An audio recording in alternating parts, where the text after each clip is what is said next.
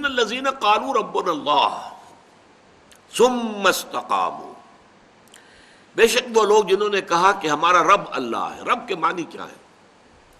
رب مالک کو بھی کہتے ہیں اور رب پروردگار، پرورش کنندہ، پالن ہار کو بھی کہتے ہیں۔ را با با رب، در حقیقت یہ قرآن مجید میں 968 مرتبہ آیا ہے۔ مختلف ضمائر کی طرف جو ہے یہ مضاف ہو کر ربی، ربکم، ربنا، ربہو، ربہن، ربہم ضمائر ہے، لیکن رب کا لفظ جو ہے 968 مرتبہ، اور 4 مرتبہ اس کی جمع آئی ہے ارباب، اربابا من دون اللہ، اور اس کے معنی ہر جگہ کیا ہے؟ پروردگار، پالنہار، پرورش کنندہ۔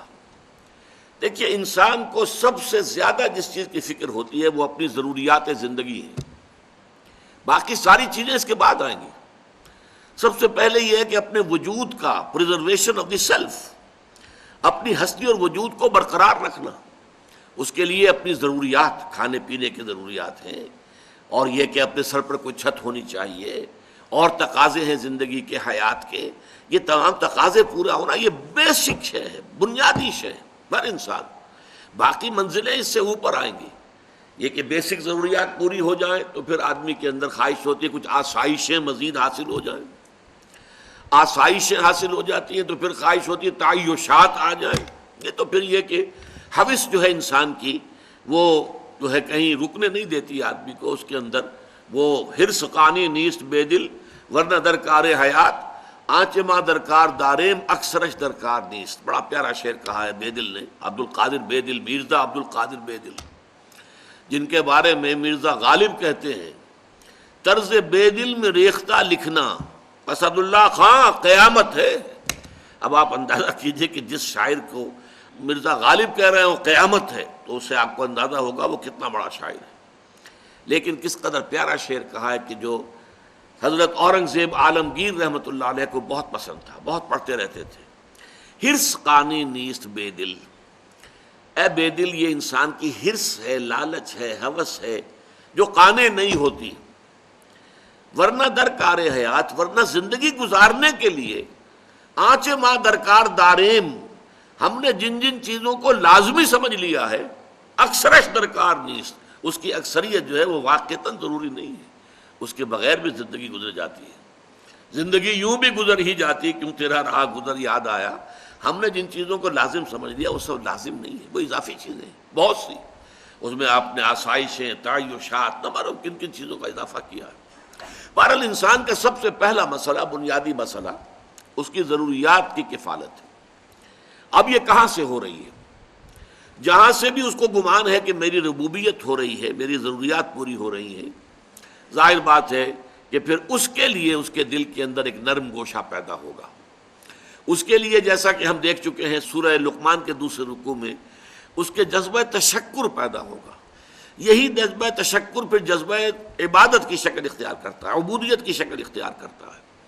لیکن یہ کہ ایک انسان کے دل کا اس پر ٹھک جانا، میرا پرورش کنندہ، میری ضروریات فراہم کرنے والا، میری حفاظت کرنے والا، مجھے پالنے والا، پوسنے والا اللہ ہے۔ سارے وسائل اور ذرائع، کھانا بھی ہے، گندم بھی چاہیے، چاول بھی چاہیے، یہ بھی چاہیے، وہ بھی چاہیے، کپڑا بھی چاہیے پہننے، سب کچھ ٹھیک ہے، یہ چاہیے، لیکن ان سب کا فراہم کرنے والا اللہ ہے۔ اگرچہ مادی اسباب و وسائل کے بہت سے ذریعوں سے ہو کر یہ چیزیں ہم تک پہنچتی ہیں، کھیت میں بیج ڈالا جائے، وہ ان کو پھر کھیتی کو سینچا جائے، پھر وہ فصل کاٹا جائے، پھر جو ہے آپ کے پاس وہ دانے آئیں گے جس سے کہ آپ اپنی روٹی پکائیں گے، یہ ٹھیک ہے، لیکن سورس جو ہے، final source, ultimate source of every thing is اللہ سبحانہ و تعالی۔ تو ان الذین قالوا ربنا اللہ، جس نے یہ کہا میرا رب اللہ ہے، جیسے کہ ایک حدیث میں آتا ہے من رضی باللہ ربا وبمحمد رسولا وبالاسلام دینا ذاق طعم الایمان، اس شخص نے ایمان کا مزہ چکھ لیا، حلاوت ایمانی اسے حاصل ہو گئی، جو مطمئن ہو گیا اس پر کہ اللہ اس کا رب ہے، محمد اس کا رسول ہے، اور اسلام اس کا دین ہے، جو اس پر مطمئن ہو جائے۔ ایک ہے سرسری سا ایک اعتقاد، ایک خیال، آپ نے زبان سے بھی کہہ دیا، لیکن دل کا اس پر ٹھک جانا، نتیجہ کیا ہوگا اور اس کے ٹھک جانے کا ثبوت کیا ہوگا؟ زوال خوف و حزن، خوف ختم ہو جائے، حزن ختم ہو جائے۔ خوف کس چیز کا؟ جو ہوگا اللہ کے کیے ہوگا۔ اللہ میرا رب ہے، میرا مالک، میرا پروردگار، میرا خیر خواہ، میرا دوست، میرا پشت پناہ۔ اللہ ولی الذین آمنوا، اللہ ولی ہے اہل ایمان کا، ساتھی ہے، مددگار ہے، پشت پناہ ہے۔ آپ سوچئے ہمارے دیہاتی علاقے میں کسی شخص کے بارے میں معلوم ہو کسی کو کہ اسے بڑے زمیندار چودھری کی پروٹیکشن حاصل ہے، بڑے وڈیرے کا، یہ جو ہے بہت ہی منہ چڑھا ہوا آدمی ہے، وڈیرا جو ہے وہ اس پر بڑا مہربان ہے۔ اب اسے خوف ہوگا، اس کا ڈھور ڈنگر کوئی چوری کرنے کی جرت کرے گا، اسے کوئی نقصان پہنچائے گا، وہ پاؤں پھیلا کر سوئے گا، اسے خوف نہیں ہے، اس لیے کہ بہت بڑا وڈیرا، بہت بڑا جاگیردار، بہت بڑا زمیندار، علاقے کا چودھری جو ہے وہ میرا دوست ہے، میرا پشت پناہ ہے۔ اس پوری کائنات کا چودھری، پوری کائنات کا وڈیرا، پوری کائنات کا مالک، اگر آپ کو یہ اطمینان ہو کہ وہ آپ کا ولی ہے، یہ اطمینان کب ہوگا؟ جب آپ خود اس کے ولی بن جائیں۔ اگر آپ اس کے ولی بن جائیں گے تو وہ آپ کا ولی ہے۔ آپ نے سرسری سا رشتہ رکھا ہوا، اس کا بھی رشتہ سرسری سا ہوگا۔ آپ نے منافقت والی روش رکھی ہوئی ہے، اس کا معاملہ بھی پھر آپ کے ساتھ وہ نہیں ہوگا، خالص نہیں ہوگا۔ وہ تو جیسا آپ کا روش، آپ کی روش ہوگی۔ انا عندہ، یہ ایک حدیث قدسی میں آتا ہے، عند ظن عبدی بی، جو میرا بندہ میرے بارے میں ظن کرتا ہے میں وہی سلوک اس کے ساتھ اختیار کرتا ہوں۔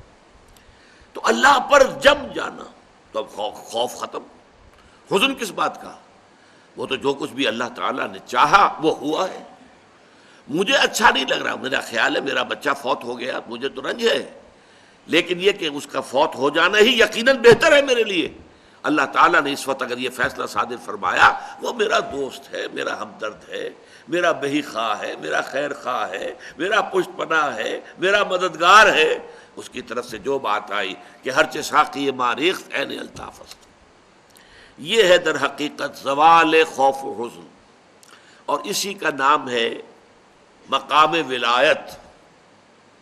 دیکھیے اس میں جو آیا ہے قالوا ربنا اللہ ثم استقاموا، یہ استقامت میں بہت ابتدا سے جو درس دے رہا ہوں تو ابتدا ہی میں یہ لفظ میرے زبان سے نکلا تھا، اور واقعہ یہ ہے کہ وہ موضوع ترین لفظ ہے۔ اس استقامت میں قیامت مضمر ہے۔ کیا معنی استقامت کے؟ تم نے کہا اللہ تم میرا رب ہے، اور رب کے ہر حکم کو ماننا لازم آ گیا، کیسے ممکن ہے؟ اگر دل ٹھک گیا ہے، اگر تمہاری واقعتاً جو ہے دل کے اندر جماؤ پیدا ہو گیا ہے، اس رب کے اوپر اتنا یقین ہو گیا ہے، اس کی ربوبیت پر اعتماد ہو گیا، تب اس کی اطاعت، اس کی تمام جو ہے عبادت۔ اچھا رب کے اوپر اعتماد ہو گیا ہے تو بھروسہ اسی پر، اللہ تتخذوا من دونی وکیلا، میرے سوا کسی اور کو اپنا کارساز نہ سمجھنا، کارساز صرف اللہ۔ کارساز ماں بے فکر کار ماں، فکر ماں در کار ماں آزار ماں، اس قدر عمدہ چیزیں لوگوں نے کہی ہیں۔